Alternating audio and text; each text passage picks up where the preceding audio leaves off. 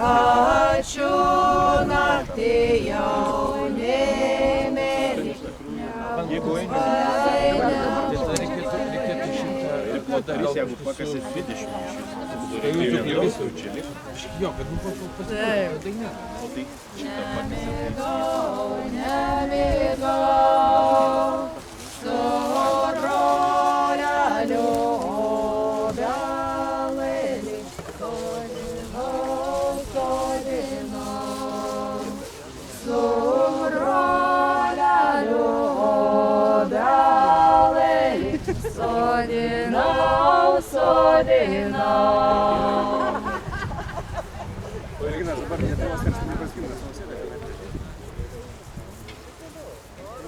Labą dieną. Kaunas, Susitelkimo TV. Gal galit pasakyti, kad čia per judesiukas Vilniuje nusimato? Mes čia norime atsodinti obelis senam tokiam sode ir kažkaip matome, kad čia galėtų ir daugiau dalykų galbūt įvykti. Nusižiūrėjom, žodžiu, šitą vietą, nes manom, kad ateityje čia galėtų stovėti paminklas poetui Justinui Marcinkevičiui.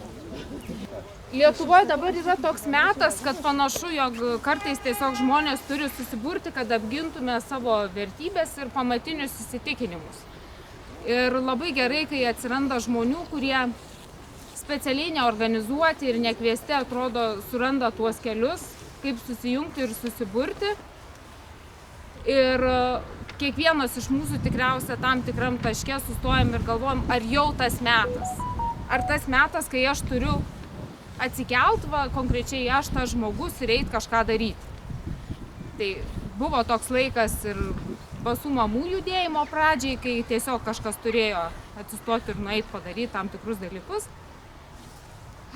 Ir dabar irgi atėjo toksai metas, kai kurie mūsų tautos šaukliai, nepriklausomybės veikėjai yra nepamatuotai juodinami, pamiršti ir mes matom, kad reikia burtis vėl, kad tiesiog atstovėti už visą tai. Paprašysiu tiesiog kunigo Vytauto palaiminti mūsų tą susibūrimą, tą pasibuvimą visą ir paskui dar bus žmonių, kurie tikrai, manau, norės kažką pasakyti. Žinot, pildosi sena mano svajonė, kadangi kadangi parapijos teritorija yra, jau 9 metai važinėjau čia dažnai pasivairau žmonės, galvoju, kada kas atsitiks tokiam gražiam plotelį. Galvoju, kaip čia tas Dievulis aukščiausias sugeba apsaugoti tokį plotelį. Tai va, gerbėmiai, nieko šiaip savo gyvenime nevyksta. Vadinasi, viešpats saugojo obelims. Ir pabandyk tu žmogau pasakyti, kad kažkas negerai. Obelis, vaisius, sodinimas. Dabar madinga medžius kirsti. Mes sodinam, madinga griauti, o mes statom. Žinot, tai ir labai džiugu, kad ar parapijoje yra žmonių, kuriems svarbu yra medis, žolė, oras. Ne vien tik tai pastatyti gražų namuką ir džiaugtis pačiam savo. Tai tikrai noriu palinkėti, kad tas gražus sambūris čia išplėstų galimybę žmonėms gerai jausis atėjus čia, su vaikais. Tarp kitko, kai kuriem parapiečiam šiandien papasakoju, sakau, važiuoju į tokią vietą. Sako, mano vaikystės sodas, o kokie ten buvo skanūs obuoliai.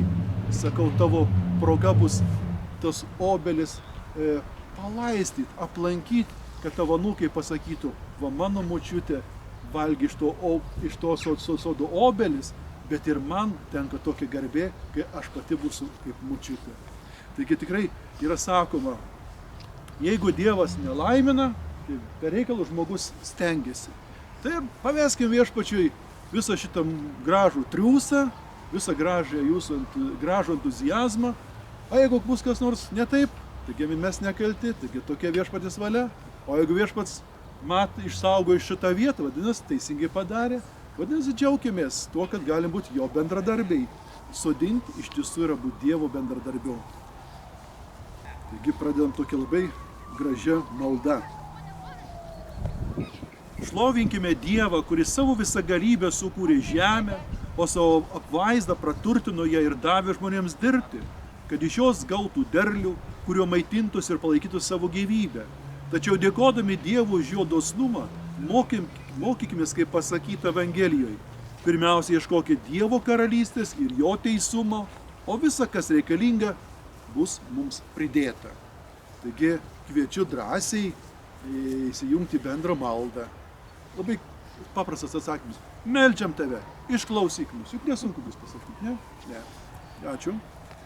Tu per apaštalą Paulių pavadinai mus savo dirva. Padaryk, kad visur vykdydami tavo valią visada būtume tau atsidavę. Meldžiam tave, Išklausyk mus. tu mokėjai, kad mes esame vynmedžio Kristaus šakelės. Padaryk, kad pasilikdami tavo sūnuje duotume gausių vaisių. Meldžiam tave, išklausyk mus. Tu palaimini žemę ir teikiesi ją pripildyti derliaus. Padaryk, kad mūsų laukai tavo palaiminimu duotų mums reikalingo maisto. Tave meldžiame. Išklausyk. Dieve, tu savo apvaizdą nuo pasaulio pradžios įsakei žemėj želdinti augmeniją ir visų rūšių vaismedžius. Tu parūpini sėklos sėjėjui ir duonos valgytojui. Prašome padaryti, kad ši žemė iš tavo dosnumo įvairiopai praturtinta, žmonių rankų darbo išpuoselėta, neštų gausų derlių, idant tavo žmonės apdovanoti tavo teikiamomis gerybėmis, čia ir amžinybėje tave nepaliaudami šlovintų, prašome per Kristų mūsų viešpatį. Amen. Dievas visokių gerybių šaltinis, te palaimina jūs ir šią žemę ir te padaro vaisingus jūsų darbus, kad džiaugtumėmis jo dovanomis nuolat išlovintume. Amen. Tai gero sudinimo visiems mums. Dėkui labai. Ačiū, kad nepabūgot, Vytautai, kad čia Tu prisijungi. čia dabar. Ir savo parapiją. Tikrai labai malonu. Mes turim svečiuose aktorių Gediminą Storpirštį, kuris, kaip suprantu, nori kažką man gražaus paskaityti. Vieną eilėraštuką. Justinas turbūt vis tiek pirmiausia yra poetas. Aišku, mums be galo svarbu jo tokia, reiškia, kaip vedlio, kaip link mūsų nepriklausomybės ir žmogus turbūt subūręs nepaprastai, turbūt vieną didžiausių, reiškia, grupių žmonių per visą Lietuvą.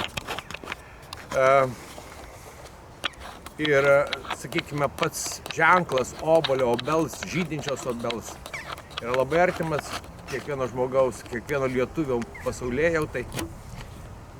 Ir pasiklausykime vieną Justino Marcinkevičiaus eilėraštį, kuris vadinasi Antaniniai obuoliai. Čia mes sodinam obuolių sodą. Būtų gražu, kad kuo daugiau šitame sode atsirastų lietuviškų veislių. Išsaugotume mes savo iš tikrųjų senąjį paveldą. Ir manau, Justinas iš dangaus džiaugtųsi ir laimintų tai. Antaniniai obuoliai. Ar atsimenat jų kvapą, skonį? Ar jų svorį rankose dar jaučia? Kai rytais jau nuganytam klonį, rūkas ganosi, kaip šeimi jaučiai. Ir šalnai ilgai paklonėm guli, tartum pirmas baltas įspėjimas. Lieka jis vienintelis, didžiulis, vasaros graudus prisiminimas. Kai dantį suleidi, tai net gelia, tai net gailę ašarą išspaudžia. Lūpos virpa, lūpos geria paskutinę meilę, godžiai, graudžiai. Akis vis dar ilgesingai, akis vis dar žiūri ilgesingai, ten iš kur jau nebebus grįžimo. Ar jau sninga? Ar iš tikro sninga? Ar tik mes nematėm, kaip pražilom? Dar sapnuojam saulėtą jų skonį, rankose dar jaučiame jų svorį. Liko tarsi obuolys, svajonė, iš kurios jau nelabai daug nori.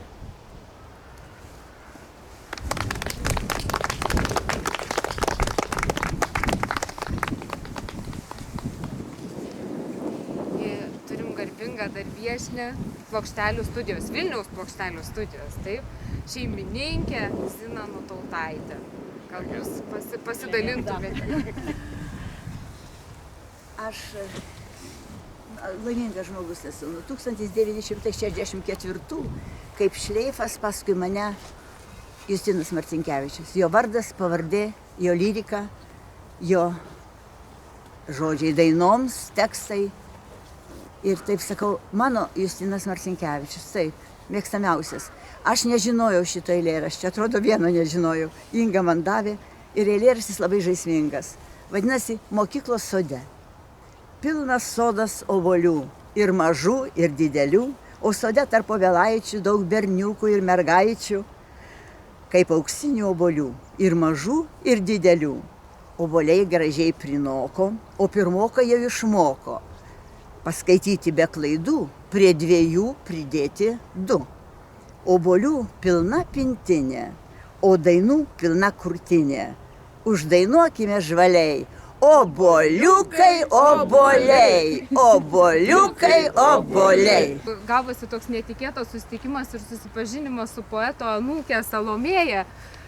Salomėja, gal ateisit irgi čia kažkur į priekį truputėlį pasidalinsit savo prisiminimu, nes pakviečiau sodinti obelų Salomėją ir jinai man sako, kažkaip įsikalbėjom, kad gimtinėje poeto irgi auga obelis sena. Sako, ir nuo tos obels man senelis parveždavo obuolių. Ar taip? Tai Salomėja gal keletą žodelių. Ačiū Vitalija ir ačiū visiems. Aš atsiprašau, visiškai nieko nepasiruošus žodžio jokio tarti. Bet labai įdomus susitikimas buvo. Aš prieš lapkričio 1 tvarkiausi prie kapų Antakalnyje ir prie manęs priėjo Vitalija su Mindaugu, ar ne? Teisingai prisimenu. Ir kažkaip pasakė apie šitą akciją, tai tikrai, man atrodo, labai prasminga, labai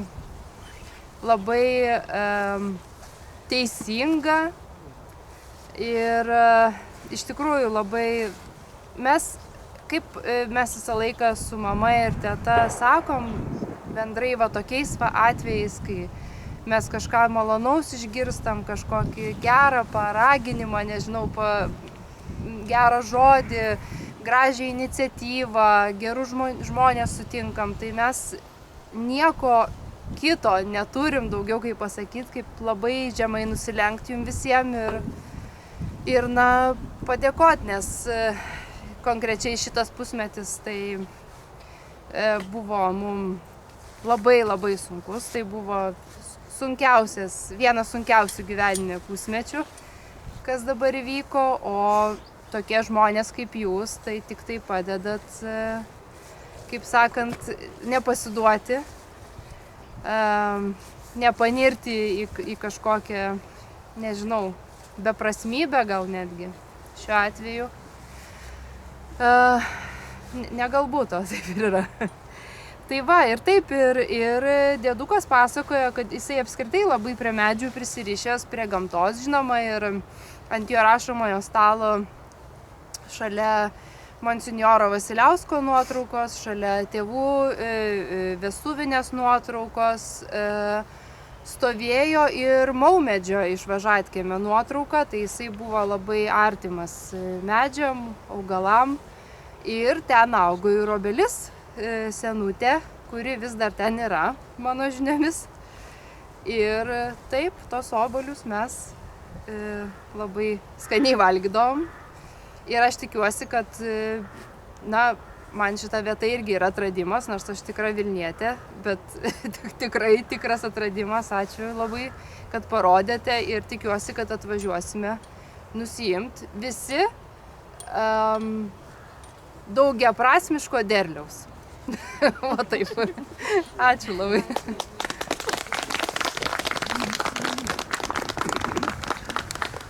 Kalbam apie vietą, tai iš tikrųjų tos vietos, nežinau, kaip mes čia būtume suradę visi, nors daugelis arba Vilniečiai, arba gyvenantis Vilniuje jau seniai. Tai turiu pasakyti ačiū buvusiam merui Vilniaus, kuris nori šitą vietą parodė ir nepagailėjo, kaip sakant, savo žiniomis pasidalinti, kur geros vietos Vilniuje yra. Tai gal, Artūrai, gal keletą irgi žodelių. Šią vietą aš tai žinau labai seniai ir man visą laiką buvo tokia mistiška, kad vidury didmiesčio aplinkui daugiau aukščių namų yra išlikęs tikras toksai kaimiškas sodybinis sodas. Ir čia, kaip sakyti, visada buvo visokių iniciatyvų, kaip jį geriau panaudoti. Tai kažkada, bet čia, kur jau tokios truputėlį atsodintos, paaugusios, irgi mano meravimo laikais sodintos kartu su čia vietiniais moksleiviais. Čia labai skanus obuoliai, tarp kitko, vien šiais metais, kai mes atvažiavom pirmą kartą, beveik nebuvo, nes viskas surinko. Anksčiau tai nelabai rinkdavo, bet dabar kažkaip tai viskas surinkta. Tai nežinau, kiek jau kalbėjote apie kitas idėjas ir mintis, tai manau, kad kažkaip man iš karto kilo mintis, kai kreipėsi, kur reikėtų ir kur geriausiai būtų įamžinti gerbiamo Marcinkevičiaus atminimą, galvoju, vat būtent čia. Ir jeigu kažkas pabando papriekaištauti arba paprieštarauti, tai va tokiu būdu susitikom ir sakom, važiuojam į priekį. Ir ačiū labai. Ir viskas čia vyksta, matyti, su dievulio palaiminimu, nes kitaip taip nebūtų, kad žmonės susitinka, lyg netyčia viskas taip ir gaunasi tikrai neblogai kol kas. Tai noriu padėkoti dar, galėčiau visiems dėkoti, nes čia visi atėjo tikrai vedini širdies, bet yra žmonių, kurie ypatingai dar prisidėję yra. Tai noriu paminėti puikią šeimą, Ingą Kulievienę ir Martyną, jos vyrą, kurie kaip Vaidilos teatro vadovai padarė labai gražų renginį poeto Justino Marcinkevičiaus eilėmis, kur dalyvauja ir aktoriai, ir kiti atlikėjai, dainininkai, skaito eiles, garsina, dainuoja. Tai labai, kaip sakant, gražus buvo žestas iš vis tokį sukurti scenarijų ir jį jau kartoti bene 3 kartą Vilniuje ir anšlaginiai koncertai, pilnos salės žmonių, važiuoja iš visos Lietuvos, bet dar gražesnis darbas yra pačių aktorių, tai yra aukojimas būsimam paminklui. Ir tikrai labai ačiū už tą dosnią auką, nes spektaklis įvyksta, žmonės susimoka už bilietus, bet tie pinigėliai dalis jų atitenka šitam paminklui, šitai gražiai idėjai. Ir labai jum ačiū už tą prisidėjimą visom prasmėm. Tai Inga, nežinau, gal ateisi, pasidalinsim, mes jau čia susibičiuliavom su Inga draugėmis, tapome per visą šitą dalyką. Ir iš ties aš labai džiaugiuosi, kad Inga man paskambino vieną dieną ir sako, tai jūs čia paminklą norit statyti, o mes čia tokį renginį norim daryti ir gal galim kažkaip kartu ką nors nuveikti. Pasakyk kažką. Ką čia pasakyti? Ta prasme, man atrodo, kad Justinas Marcinkevičius yra asmenybė, poetas, žmogus, kuris visose mumise turi savo dalelę. Tai man visa ta situacija, kuri bandė dirbtinai būti sukurta aplink poetą, man jinai kėlė šleikštulį, aš galiu pasakyti. Ir aš galvoju, ką aš galiu padaryti. Ir kilo mintis su tais koncertais. Ir ačiū visiems, kurie buvot, ačiū, kurie ateis. Ir man atrodo, kad skaitydami eiles, dainuodami dainas, darydami renginius, poezijos pavasarius, bet ką, kas susiję, mes tokiu būdu ir išlaikysim poeto atminimą. Nes vien žodžiais, vien tuščiai, ne, turi gyventi tą poeziją mumise. Tai va tiek gal.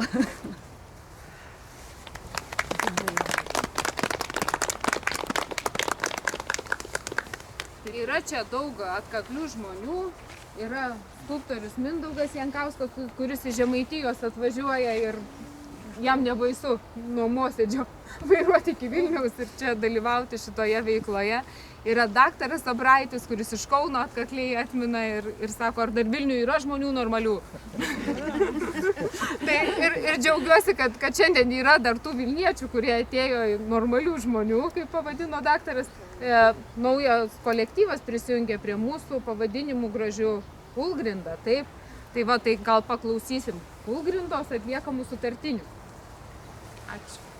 Tai aš ruošiaus dainuoti, nesiruošiau kalbėti, bet norėčiau trumpai pasakyti, kad pirmiausia, tai galiu duoti žodžius, jei kas norėtumėt prisijungti, nes lietuviai yra dainuojanti tauta ir visas kovas mes kovodavom istorijoje dainuodami ir daug pavyko taip iškovoti. Ir pats medžio vaizdinys, Lietuviai visuomet buvo stiprus savo bendruomeniškumu ir stipria giminės tradicijom. Ir mūsų bendruomenė tai yra tėvai, vaikai, seneliai, bet tai yra ir gyvųjų, ir mirusiųjų bendruomenė. Mūsų stiprybė yra ta, kad mes stovėme ant protėvių žemės ir tarsi išaugame su šaknimis, kaip ir medis. Ir pasaulio medžio vaizdinys, apdainuotas lietuvių dainose, tai taip pat kalba apie tai, apie požeminį pasaulį, medžio šaknis, apie protėvius, iš kurių mes atėjome, apie tai, kad esame čia dabar ir kas būsime vėliau. Tai tokias dainas ir norime skirti, taip trumpai noriu pristatyti. Norime kviesdami protėvius, kaip į visas kovas, apdainuoti, palaiminti šią idėją ir taip suteikti stiprybės. Tai kviečiu visus prisijungti. Šaly kelio jo varas stovėjo, slonasai žolinę rują, iš pašaknų skambantys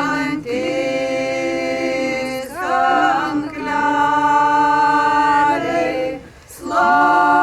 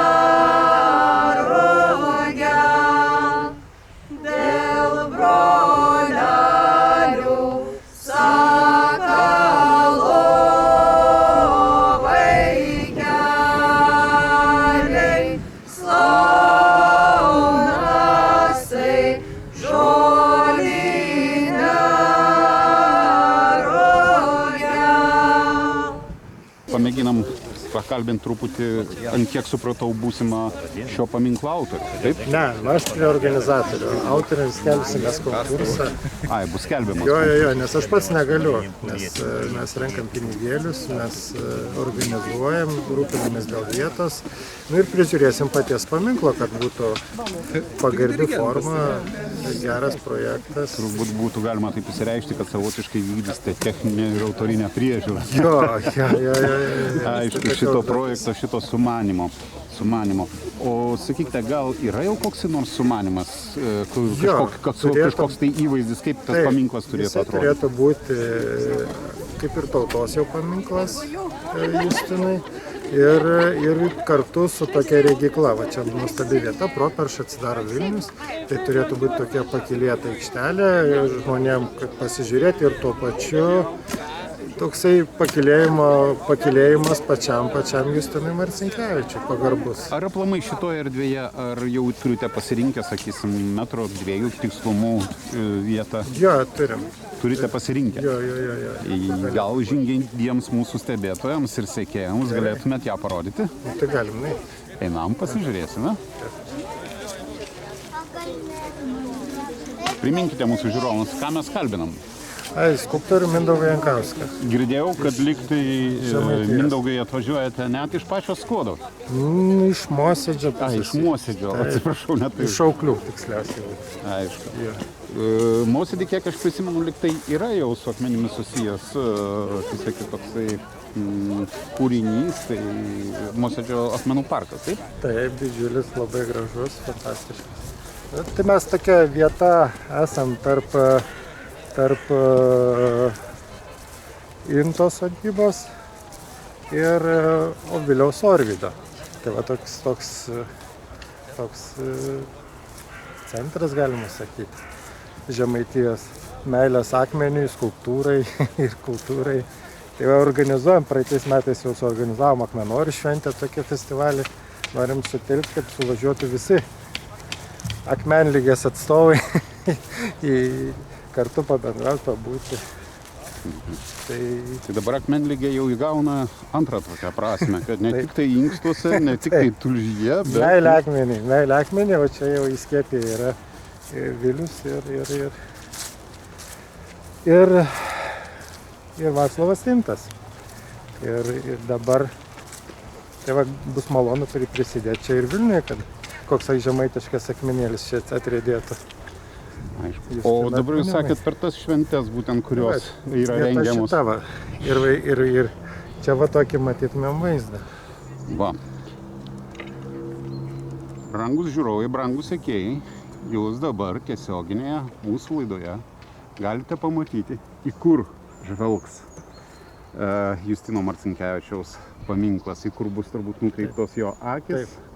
Ir savaime, aišku, jo visi lūkesčiai ir viltis. Nuo jūsų būtent priklauso, ar jis bus įgyvendintas, ar ne, nuo jūsų aukų, nuo jūsų dalyvavimo, nuo jūsų paramos šiam sumanimui.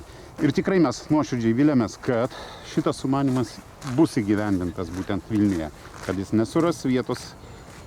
Tiesiog mes nieko prieš, kad jisai surastų vietą tame tarpe ir Kaune, ar tai, sakysim, Šalčininkuose, ar dar kažkuriam tai mieste, bet vienaip ar kitaip, manau, kad čia tikrai vieta dora ir tinkanti. Jau derlius, mes pasodinti nespėjom, jau derlių. Va, derlius jau turim. O, greit. Imsi? Kokius fainas mažas, imsi šitą jau. Ačiū. Operatoriui liko. Taip, didelis dėkui, jau pasivaišinome. Greit obuolių atsirado, ne? Ačiū. Čia jau nauji derliaus? Greit. Dar kartą labą dieną. Labą dieną. Jau, jūs savame, aišku, nesiruošėt, bet galbūt tokiam, tiesiog, praktiškai pokalbio pavydale galėtume pasidalinti apie jūsų prisiminimus, apie senelį, nes, kaip daleiskim, mano gyvenime yra sutikta pakankamai daug žmonių, į kuriuos kaip į kažkokį gerą paveikslą reikia žiūrėti iš tolo, nes jeigu iš arti pasižiūri, pamatai daug smulkmenų. Bet savame, aišku, aš dėkingas likimui ir už tai, kad jie mane supažindina su tai žmonėmis, kurie praktiškai neturi priekaištų. Aš tikiuosi, kad jūs taip pat galite tokiais įspūdžiais pasidalinti ir apie savo senelį. Taip, aš absoliučiai galiu pasakyti be jokių užuolankų, kad tikrai buvo geriausias mano pažįstamas žmogus visom prasmėm. Iš tikrųjų, aš nesu mačius jo pikto, nesu mačius susierzinusio, esu mačius tik liūdną, jeigu iš tokių kažkokių, nežinau, emocijų. Visada patardavo, visus klausimus turėjo atsakymus, bet ne dėl to, kad turėjo, nes turėjo, ar ne, turėjo turėti, bet dėl to, kad iš tikrųjų labai daug žinojo. Bet kokiu klausimu tikrai galėjau paskambinti ir aš išvažiavau mokytis į 9 klasę į Vokietiją, laimėjau stipendiją ir buvo man nuo pat pirmos dienos, kai buvo sužinota, kad aš išvažiuosiu, buvo kartojama, kad tavo užduotis yra grįžti ir dirbti Lietuvos naudai.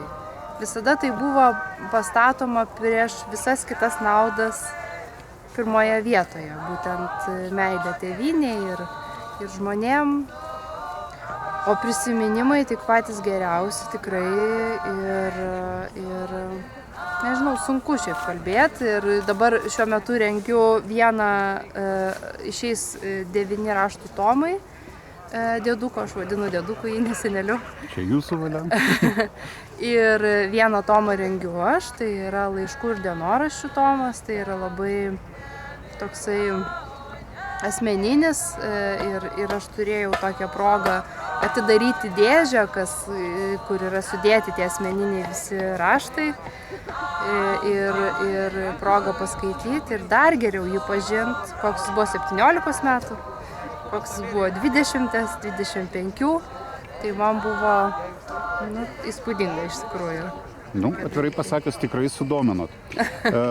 O kada galima tikėtis būtent jau šito leidinio ir, sakysim, ar bus kažkokie tai pristatymai, ar, sakysim, Susitelkimo TV gali tikėtis tame tarpe, kad busim pakviesti į šių kūrinių, šių rašinių pristatymą? Taip, iš tiesų, pagal planą, aš kadangi nesu pati leidėja ir esu tik sudarytoja, bet yra planas prieš knygų mugę jau startuoti.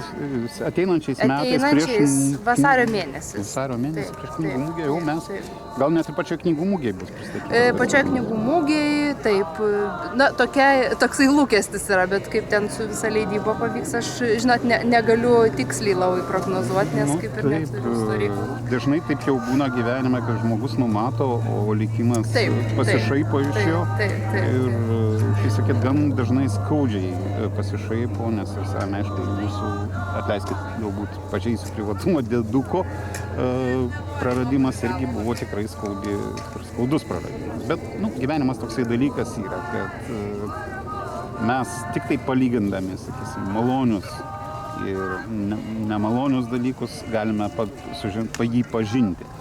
Ir gal galite nors vieną, sakysim, kokią nors palyginimui atvejį prisiminti iš jūsų bendravimo su dėduku, reiškia, kokie tipiniai, sakysim, koksai tipinis reiškinys pas jį sukeldavo liūdesį, o koksai tikrai atvirą nuoširdų džiaugsmą. Tai džiaugsmą turbūt sukeldavo paprasti dalykai netgi. Žinau, kad mes atvažiavom į svečius, kad saulė šviečia, kad jisai Mildos gatvėje, jo darbo kambarys į mišką tiesiai išeidavo langas, ar ten voverytė, pavyzdžiui, kiekvieną rudenį, jinai, aišku, iškraustydavo ten tos paukščius ir jinai ten įsikraustydavo, bet jam labai patikdavo stebėti tos paukščius ir tą voverytę ir stirną, kad jis ateidavo. Tai čia tokie tikrai visiškai paprasti dalykai, vien tik tai, kad nesergi, jautiesi gerai fiziškai, jau būdavo didelis džiaugsmas. O liūdėsi, aš taip, jeigu taip labai greitai, tai aš tiesiog prisimenu, kad jisai... Gal palikim šitą intrigą ateičiai, sekančiam pokalbiui. Gerai, didelis dėkui jums ir tikrai tikiuosi ne paskutinį kartą su jumis turėjom galimybę pabendrauti. Sėkmės jums. Jis nesiginčiau, sakė, kad per maža. Tai ką aš dabar, Prizas?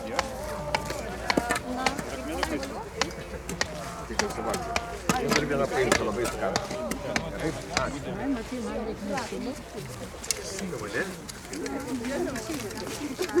Oi.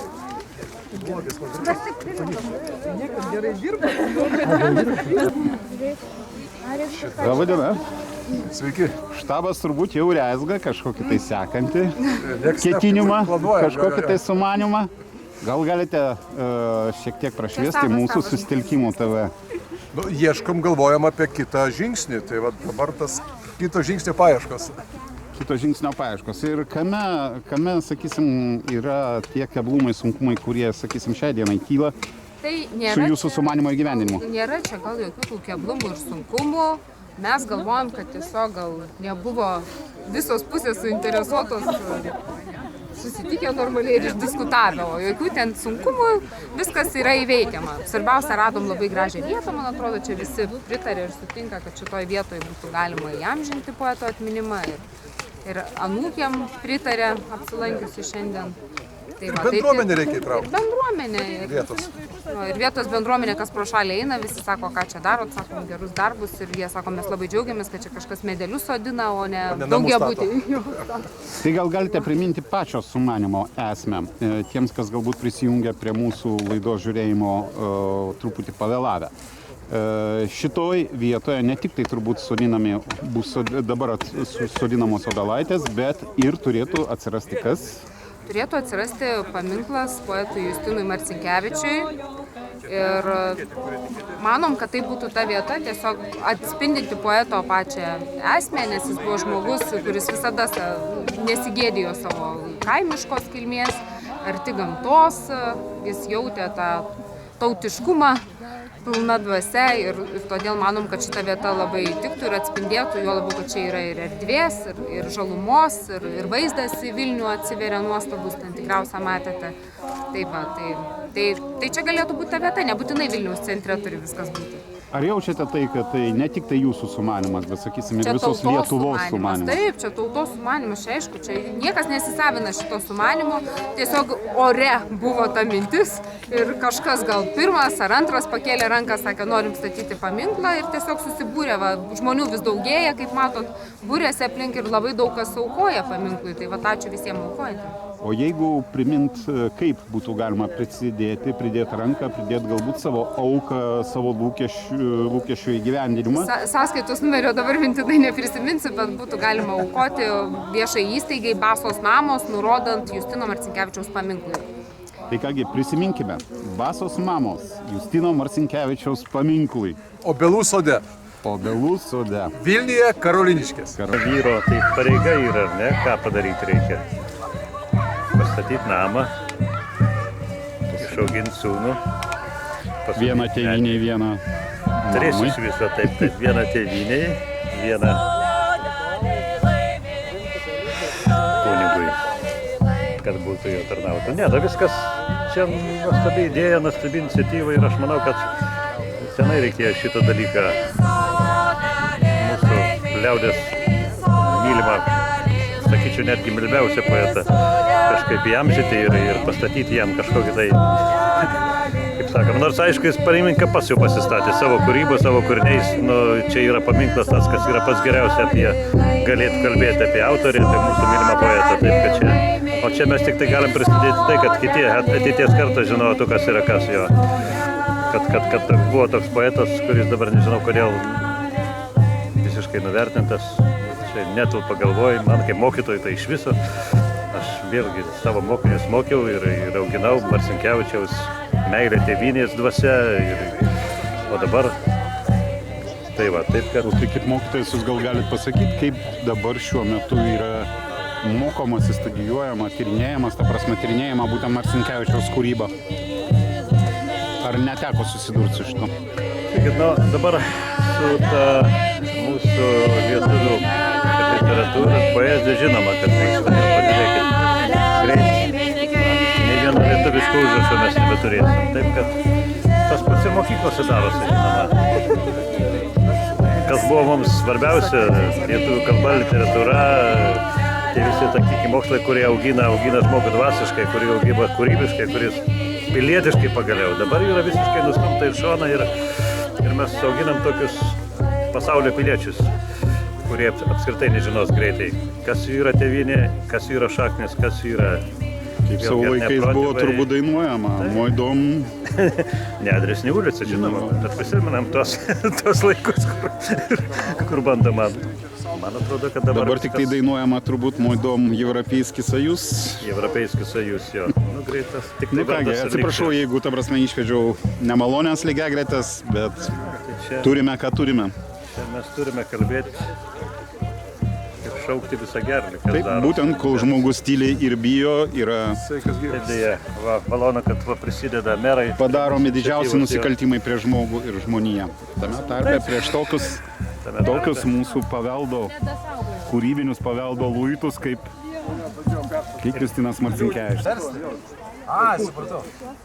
Supratau. Dar geriau jie paėmė pasmulkinį. Jeigu trūksta, tai apsikasi. Nes mes žemė Pataikym, tai iškasėm aplinkui daug.